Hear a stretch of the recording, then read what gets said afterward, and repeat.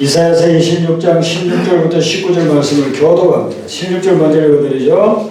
여호와여, 그들이 환난 중에 주를 앙모하여 싸우며 주의 징벌이 그들에게 임할 때에 그들이 간절히 주께 기도하였나이다. 여호와여, 잉태한 여인이 산지가 임박하여 산고를 겪으며 불루심같이 우리가 주 앞에서 그와 같으니이다. 우리가 잉태하고 산고를 당하였을지라도 바람을 낳은 것 같아서 땅에 구원을 베풀지 못하였고 세계의 거민을 출산하지 못하였나이다. 주의 죽은 자들이 살아나고 그들의 시체들은 일어나리이다. 이들의 배부른 자들아, 너희는 깨어 노래하라. 주의 이슬은 빛난 이슬이니 땅이 죽은 자들을 내놓으리이다. 아멘. 온 세상이 첫 번째 부활절을 맞이했던 유대 백성들과 같은 그런 처지에 놓여 있다 할 수가 있습니다. 직장을 잃기도 하고 가까운 친척이나 또 동료들을 잃기도 하고 경제가 마비가 되어져 가고 이런 여러 가지 어려운 상황이 있습니다. 우리나라는 이 방역을 그래도 잘한 편에 속해서 우리 주변에 가까이 있는 사람들이 그런 어려움을 당하는 것을 잘 모르고 있지만 미국에 있는 교포들과 통화를 해보면 아주 심각하답니다. 동네에서 옆집에 살던 멕시칸이 죽기도 하고 자기 친인척들 가운데서 죽기도 하고 죽어서 쓰러지는 사람들이 너무 많습니다. 브라질에 있는 선교사님 이야기를 들어보니까 안식년 오기 전에 서로 건강을 위해서 기도하고 했던 분이 안식년 마치고 가니까 코로나 바이러스 걸려서 돌아가셨다는 것입니다. 얼마나 충격이 심하겠습니까? 그런 상황 속에서 우리가 지금 부활절을 맞이를 했습니다. 오늘 이 본문 말씀은 남유다 왕국에 관한 말씀인데 남유다 왕국이 어떤 상황이 있었느냐 하면 나라를 잃고 포로 신세, 종의 삶을 살아가고 있는 그때에 오늘 이 말씀을 기록을 했습니다. 이스라엘이 솔로몬 죽고 난 후에 BC 931년에 북쪽 이스라엘과 남쪽 유다로 나누어졌다고 했습니다. 근데 북쪽은 하나님을 믿지 않고 우상 숭배를 했기 때문에 그들은 209년 정도 지속되다가 722년 BC에 아수르에게 멸망당해버리고 말았습니다. 남쪽 유다는 하나님을 믿었지만 점점 타락했습니다. 그래서 이들은 한 135년 더 지속이 됐지만 이들도 결국은 BC 587년에 바벨론에게 멸망당해버리고 말았습니다. 이들은 하나님의 선택받은 백성이에요. 다른 이방 족속들은 망해도 이들은 망해서는 안 되는 또 망할 수가 없는 그런 민족인데 어떻게 해서 하나님의 선민이 멸망을 당했는가? 근본적인 이유는 그들이 하나님을 버렸기 때문이라는 것입니다. 하나님을 버렸기 때문에 하나님도 그들을 버렸다는 것입니다. 하나님을 버리고 우상을 숭배하고 말씀을 버리고 죄악을 저지르고 그런 삶을 계속 살았기 때문에 그들은 멸망을 당할 수밖에 없었습니다. 하나님께서 그들을 구해내려고 수많은 선지자들을 보내주었습니다. 호세아를 보내고 아모스를 보내고 미가를 보내고 요나를 보내고 많은 선지자들을 보내서 회개하고 돌아오고 근무했지만은 그들은 결국 돌아오지 아니하고 거역하다가 바벨론에게 포로로 잡혀서 그곳에 가서 엄청난 고난을 당했다는 것입니다. 오늘 이 말씀의 16절부터 18절에 나오는 환난, 징벌, 상고 이런 말씀은 전부 다 그들이 포로로 잡혀가서 당한 고통을 이야기를 하고 있는 것입니다. 그런 고통을 당하니까 그 고통을 계속 당하고 싶은 사람이 누가 있겠어요?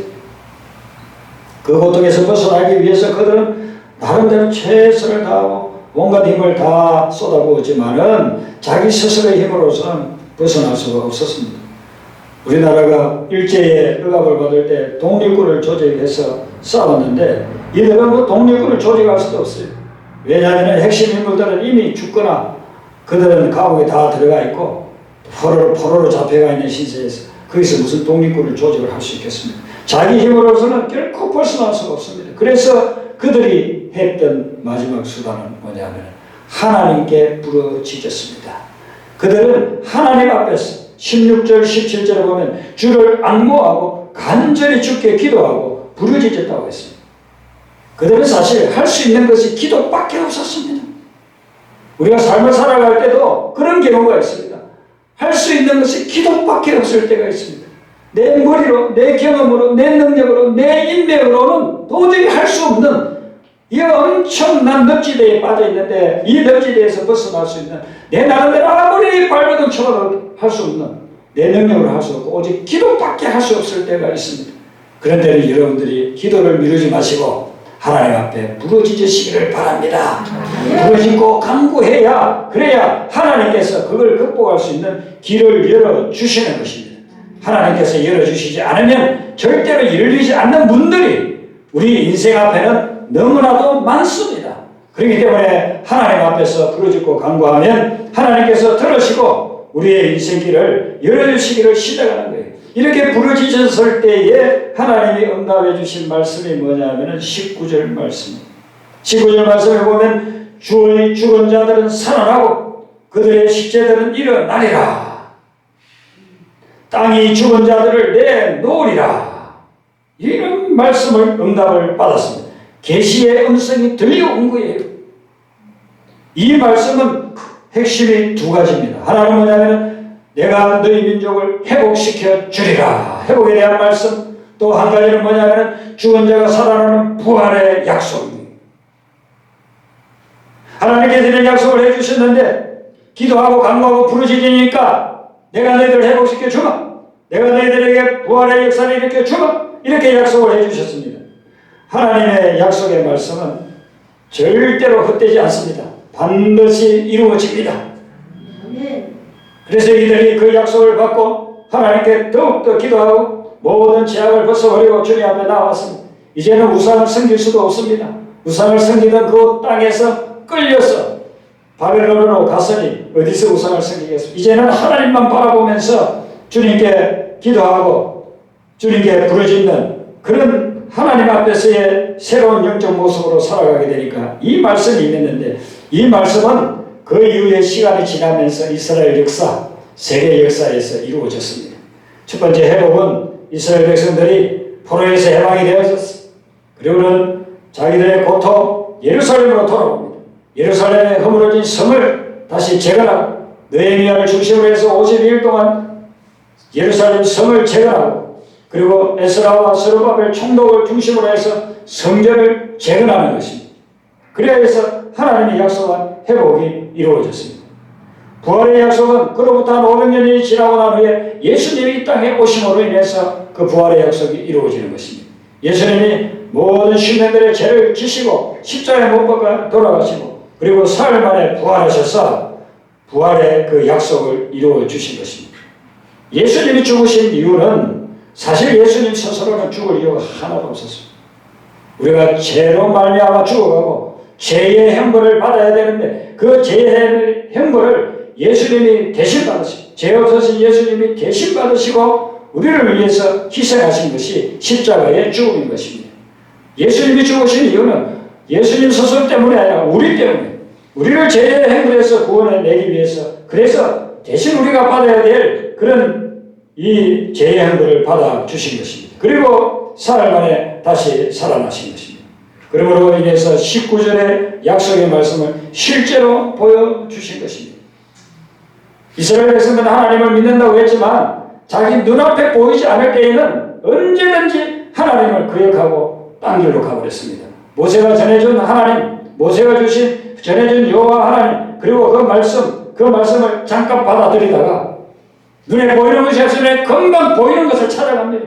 그래서 바알을 쫓고 아세라를 쫓고 그들을 섬기면서 살아간 그게 이스라엘 백성의 역사라고 볼 수 있습니다.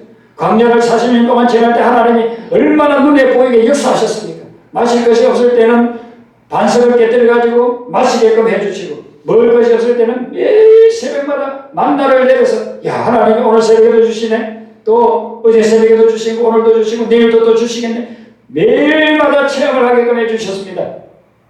그들이 40년 동안 다닐 때에 옷이 헤어지지 않았다고 했습니다. 요즘은 옷이 얼마나 좋습니까? 옷감이 좋아서 몇십 년 입어도 닳지도 않습니다. 저는 이 양복 거의 한 40년 입은 것 같아요. 그런데 아직도 새 거예요. 아직도 새.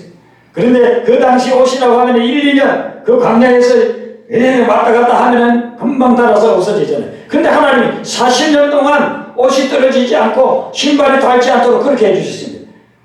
하나님께서 살아계시다는 것을 매일 순간마다 보여주셨음에도 불구하고 그들은 조금만 한눈 팔면 앞에 보이는 것이 없으면 우상에게로 가는 것입니다. 눈에 보이는 우상을 찾아서 가는 것입니다. 가나안에 들어가가지고 매일 내려오는 만나가 끝이고, 그리고 하나님이 주시는 이 샘물이 무슨 솟아나고 할 필요가 없죠. 거기는 이미 다 샘물이 있고 물이 많고 풍성하고 농사지어서 먹을 거 있고 그 열매 따먹을 수 있으니까 하나님의 역사를 매일 못 보니까 그들은 얼마 지나지 않아서 하나님을 떠나버리고, 그리고 그 이방 민족들이 세워놓은 아세라상 그리고 바알상 그걸 눈으로 보면서 그걸 섬기면서 살았어요. 하나님께서는 이 보이지 않으면 언제든지 떠나고 하나님을 거역하는 인간 속성을 아시기 때문에 예수님을 보내셔서 죽은 지 사흘 만에 부활하게끔 하여서 부활을 직접 눈으로 보게 하셨다는 것입니다. 예수님이 부활하셔서 제자들에게 직접 보여줘요. 예수님 십자가 질 때는 전부 다 실망해서 도망가버린 그 제자들 찾아가서 너희들 봐라, 내가 창에 찔린 것을 보고 내가 옆구리에서 피를 흘린 것을 보고 내 발에 못이 박힌 것을 한번 봐라. 그리고 너희들은 믿음 없는 자가 되지 말고 믿는 자가 되라고 그렇게 하면서 다 보여주면서 부활의 증거를 그들에게 눈으로 목격하게 해 주었다는 것입니다. 예수님은 죽은 지 사흘 만에 다시 살아나셔서 그리고는 영원히 살아계시고 지금 이 시간에도 성령으로 이 자리에 와 계십니다. 그래서 우리가 예배 드릴 때마다 성령께서 예수님의 그 부활한 모습으로 성령께서 이 자리에 오셔서 우리의 예배를 받으시고 우리의 기도를 응답해 주시고 우리의 찬양을 받으시는 그런 예배에 받는 예배의 대상으로서 우리 이 자리에 오셔서 예배를 받으시고 계시다는 것입니다. 그리고 우리 예수님의 부활은 무엇을 증거하느냐면 예수님이 하나님이시라는 것을 증거해 주는 것입니다. 예수님이 이 땅에 와서 사역할 때 사람들은 선지자 아니면은 말씀을 잘 전하는 랍비 정도로 생각을 했습니다. 그냥 유명한 선생님 정도로. 그리고 옛날 구약에 있었던 선지자 중에 한 명으로 예수님을 생각했습니다. 그런데 예수님이 이 땅에 오셔서 십자가 지시고 돌아가신 후에 사흘 만에 다시 부활하심으로 인해서 이 부활은 하나님이 아니면 일어날 수 없는 사건이에요. 사람에게서는 이 부활이 일어날 수가 없습니다. 사람은 아무리 죽었다가 다시 살아난다. 어떤 경우에는 숨이 끊어졌다가 잠깐 살아나는 경우 있지만 또 죽습니다. 그런데 사흘 동안 무덤에 있다가 썩어서 냄새가 나는데 그 시신이 다시 살아난다는 것은 이건 불가능한 것입니다. 하나님만이 할 수 있는 것입니다. 그래서 하나님만이 할 수 있는 이 부활을 이루심으로 인해서 예수님이 단순한 인간이 아니라 하나님이라는 것을 증거해 주신 것입니다. 여러분, 우리가 죽음에 대해서는 쉽게 믿을 수 있습니다. 왜냐하면 죽음은 우리가 늘 보고 있습니다. 경험하고 있습니다. 우리 주변에서 죽었다는 이야기 수시로 듣습니다. 제가 일부 얘기를 드리고 와서 이 카톡을 점검을 해보니까 거기 문자가 몇 개 와 있어요. 그 중에 하나가 목사님, 저희 장인어른이 9시 10몇 분에 하나님의 부름을 받았습니다. 지금 명지명은 장례식장 매토실에 계십니다. 이렇게 문자가 왔어요. 조금 전에 벌써 죽음을 경험했습니다. 저는 어릴 때에 동네 뒤에 무덤이 이 공동묘지가 큰 그 공동묘지 두 개가 집 뒤에 돌아가면 바로 보이는 그런 동네에서 살았습니다. 수시로 상녀가 나가고 요즘처럼은 아니지만 그 당시에는 상녀가 나가고 무덤에서 겨울이 되면 놀고 그리고 거기 이장을 할 때에는요 무덤을 다 파서 관이 보이고 뼈가 보이는 그런 것들을 우리가 어릴 때부터 보고 자랐습니다. 죽음이라고 하면요 안 믿을 사람 아무도 없어요. 죽는다는 것은 누구나 다 합니다. 누구나 다 믿습니다. 그러나 부활은 사람이 믿지 못합니다. 예수님이 부활했다고 하면 누가 믿겠습니까? 그런데 이 믿지 못하는 부활을 믿게 하시려고 하나님이 직접 이 땅에 오셔서 죽으신 지 사흘 만에 부활하셔서 그것을 제자들에게, 성도들에게, 수많은 당대 유대인들에게 직접 보여주셨다는 것입니다. 우리는 그것이 성경에 기록되어 있는 것을 믿고 예수님이 부활하신 줄로 믿고 그 믿음을 가지고 있기 때문에 오늘 이 자리에 와서 하나님께 예배를 드리고 있는 것입니다. 예수님은 부활하신 줄로 믿습니다. 여러분 2000년 전에 제자들은 직접 보고 믿었지만 여러분들은 보지 않고도 하나님 말씀 통해서 믿으니까 여러분의 믿음이 참 대단한 것입니다. 예. 보지 않고 믿는 믿음이 더 복되다고 했는데 그 복을 여러분들은 누리게 되시기를 바랍니다. 근데 우리가 가지고 있는 참된 믿음이 어떤 것인가? 그 참된 믿음은 죽음을 극복하고서 부활하셔서 영원히 살아계신 그 예수님을 머리로서만 생각하고 있는 것이 아니라 그 예수님을 내 마음속에 모시고 날마다 예수님과 동행하면서 사는 삶, 그 삶이 참된 믿음인 줄로 믿습니다. 자, 사도 바울이 전가한 고린도후서 13장 5절 말씀을 한번 여러분들 펴보시기를 바랍니다. 고린도후서 13장 5절 말씀입니다.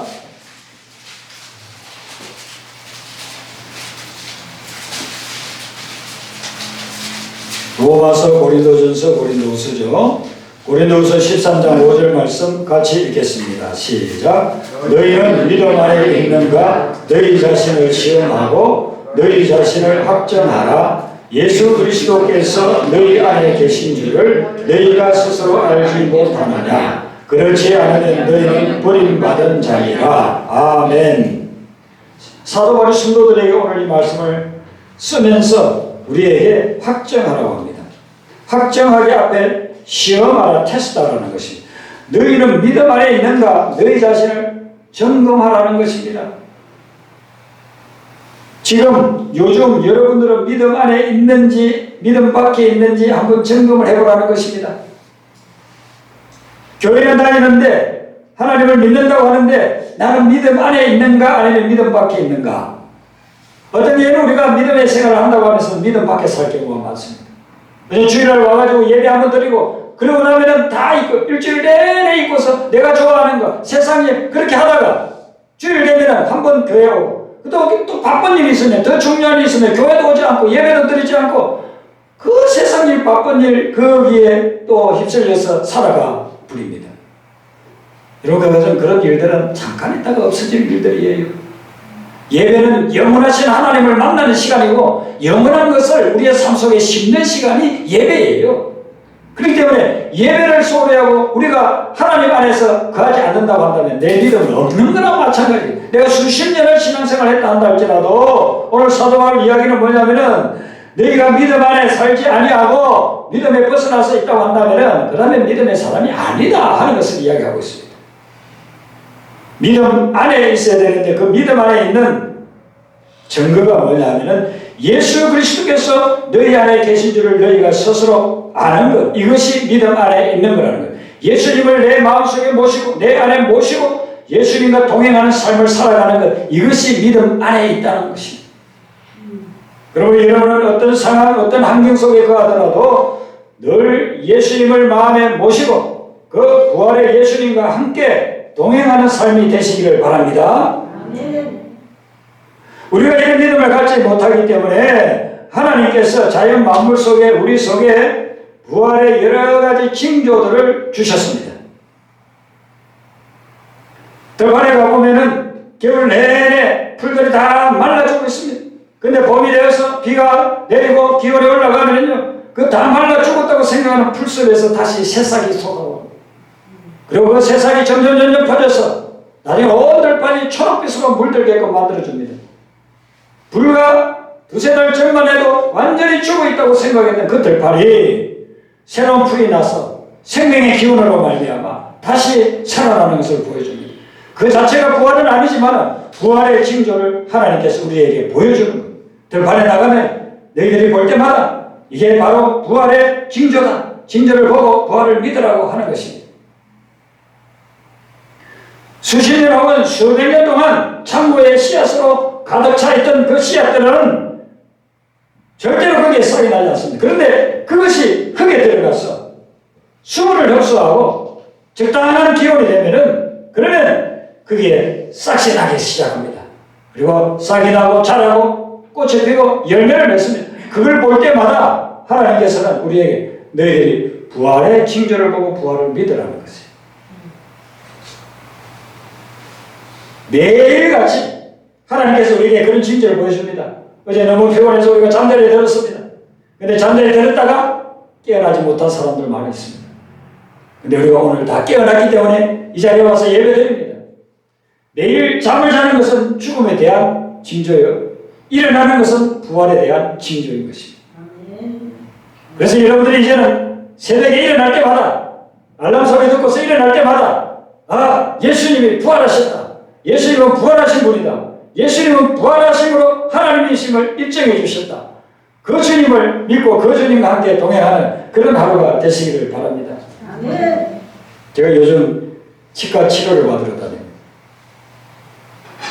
그래서 뭐 간단한 치료는 의사가 이렇게 보고 소독하고서 말지만은 저희 치아를 하나 빼야 되는 그때는 마취를 시켜요. 마취를 시키니까 아무 감각이 없어요. 그 이빨을 뽑으면 얼마나 아프겠어요. 그런데 마취를 시키니까 전혀 아프다는 느낌이 없어요. 그 몇 시간 지나니까 다시 아파오는 거예요. 그런데 대수술을 할 때는요, 전신 마취를 시키잖아요. 전신 마취를 시켜버리면 누가 뭐라고 하는지 의심도 없습니다. 그런데 천명 만명 중에 한 사람 같은 경우에는 마취를 시켰는데 마취에서 깨어나지 못하는 사람도 있다고 하잖아요. 근데 대부분은 마취에서 깨어납니다. 죽음은 마취시키는 것 같아.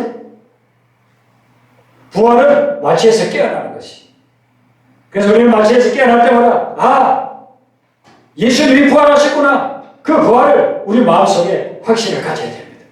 우리 주님께서 부활에 대한 여러 가지 징조들을 우리에게 가까이 멀리 안에 밖에 다 주셨습니다. 그것을 볼 때마다 여러분들은 예수님이 부활하셨다는 그 믿음을 가지시기를 바랍니다. 부활은 죽음의 세력을 깨뜨리고 우리를 영원한 세계로 들어가게 하는 그런 문이 되고 구원의 완성이 되는 것입니다. 예수님을 믿고 예수님의 부활을 믿으면 우리의 삶 속에 부활의 능력이 나타납니다.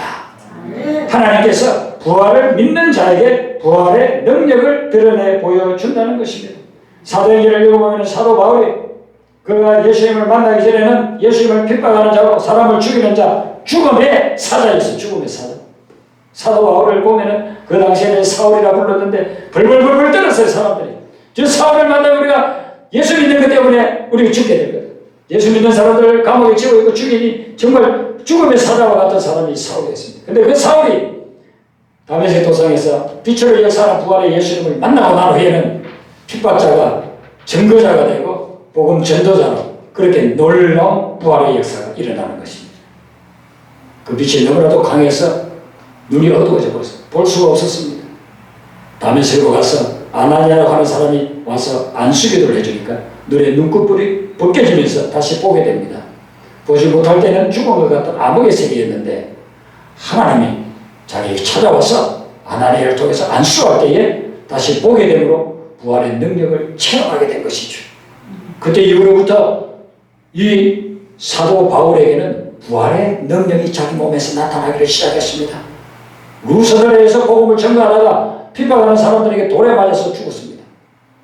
그래서 사람들이 죽은 줄 알고 다 버렸습니다.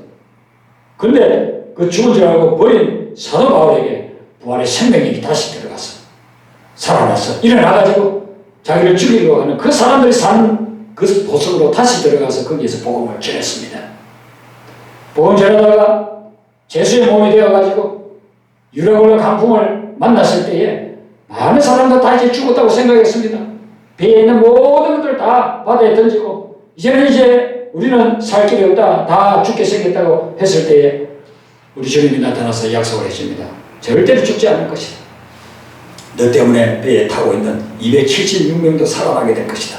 약속한 대로 유라굴로 강풍에서 죽어가던 지중해에서 고깃밥이 될 그 운명에 찬 그 사람들이 하나님의 도우심으로 살아나게 되는 거죠. 그래서 사도 바울도 살게 되고 사도 바울이 타고 있으니까 276명도 살아나게 된 것입니다. 우리가 부활의 능력, 이것을 부활의 믿음을 통해서 가지게 되면 내 삶 속에서도 살아나는 부활의 능력이 나타나고 나로 말미암아 다른 사람도 살리는 역사가 일어나게 될 줄로 믿습니다. 그래서 사도 바울이 복음을 증거할 때에 유대어라는 사람이 밤늦게까지 복음을 증거하다가 떨어져서 죽었는데 사도 바울이 그를 위해서 기도할 때에 유대어가 살아나는 역사가 일어난 것이죠. 이것은 뭘 보여주느냐 하면은 사도 바울이 부활의 주님을 만나고 그리고 부활의 능력을 가졌을 때에 그 부활의 능력이 다른 사람들에게도 계속해서 나타났다. 오늘날도 우리가 예수님의 부활을 믿고 주님을 의지하면서 나아가게 되면 우리의 삶 가운데서도 부활의 능력이 나타난다는 것입니다. 놀랍지 않습니까? 예수님이 부활하셨다는 것을 믿고 그 예수님을 내 마음에 모시고 예수님과 동행하는 삶을 살아가게 되면 내가 아무리 지금 힘들고 어렵고 고통스러운 상황에 있다 한다 할지라도 포로에 있는 이스라엘 백성들이 포로에서 회복되고 죽음을 이기고서 살아나신 예수님의 그 아름다운 부활의 능력이 우리의 삶에 나타난다는 것이죠. 이번 한 주간의 삶을 살아갈 때도 여러분의 삶 속에 이 부활의 능력이 나타나는 부활의 능력을 체험하는 역사가 있기를 주님의 이름으로 축원합니다.